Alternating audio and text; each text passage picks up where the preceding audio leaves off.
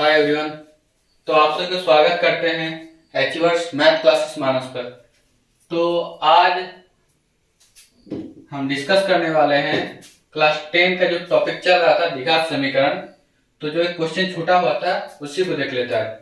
तो यहाँ पर क्वेश्चन ये है 2x² - 6x + 3 = 0 है। तो यहाँ से देख लेते हैं। तो a का वैल्यू 2 मिलेगा, b का वैल्यू -6 मिलेगा और c का वैल्यू कितना मिलेगा 3। अब हम लोग डिस्क्रिमिनेंट निकाल लेते हैं। तो फॉर्मूला क्या होता है, b² - 4ac -6 का square -4 Guna a Guna c हो गया वैल्यू।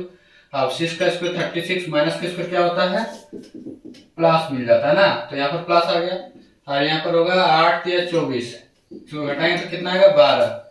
12 क्या है, जो क्या 0 से क्या है बड़ा है। ठीक, तो यहाँ से हम लोग को देखने को मिल रहा है d is greater than 0। d is greater than 0। तो यहाँ लिख सकते हैं हम लोग, चूंकि d इज ग्रेटर देन 0 इसलिए दिए गए समीकरण के दो भिन्न भिन्न वास्तविक मूल प्राप्त होंगे।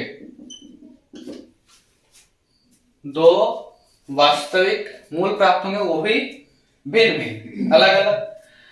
अब हम लोग को पता है मूल निकालने के लिए फॉर्मूला क्या होता है, x = -b plus minus √d बटे प्लस माइनस √d बटे 2 है। तो -b का वैल्यू क्या है, यहाँ पर b का वैल्यू है -6 प्लस माइनस √d, d का वैल्यू है यहाँ पर 12 बटे 2 गुना a का वैल्यू है 2। तो -6 प्लस माइनस 12 को लिख सकते हैं 4 गुना 3 बटे 4। तो 6 प्लस माइनस 4 का वर्गमूल होता है 2, मतलब स्क्वायर रूट ऑफ 4 = 2 आता है। ठीक, तो यहाँ पर हम लोग निकाल लेंगे इसको 2 और यहाँ पर √3 होगा, नीचे 4 डिवाइडेड बाय 4। यहाँ पर कॉमन लेते हैं, 2 कॉमन लेते हैं तो 3 प्लस माइनस √3 बटे 4 डिवाइडेड बाय 2। तो 3 प्लस माइनस √3 डिवाइडेड बाय 2। अब यहाँ से हम लोग दो मूल मिल जा रहा है। एक अल्फा = 3 प्लस √3 बटे 2, फिर और बीटा क्या होगा 3 माइनस √3 बटे 2। चलिए अब नेक्स्ट क्वेश्चन में आते हैं। निम्न प्रत्येक द्विघात समीकरण में k का ऐसा मान ज्ञात कीजिए कि उसके दो बराबर मूल हो। k का मान यहाँ से निकालना है और जिसके लिए क्या है कंडीशन दिया है मूल बराबर होना चाहिए। मूल क्या होना चाहिए, बराबर होना चाहिए। तो हम सभी को पता है मूल कब बराबर होता है, जब डिस्क्रिमिनेंट का वैल्यू कितना होता है 0 प्राप्त होता है। ये कंडीशन सभी को पता है। ठीक, तो हम लोग यहाँ से देख लेते हैं a का वैल्यू कितना आता है 2, b का वैल्यू k और c का वैल्यू 3। और हम सभी को पता है d का वैल्यू 0 कंडीशन से दिया गया है यहाँ पर। तो d = हम लोग क्या ले लेंगे 0।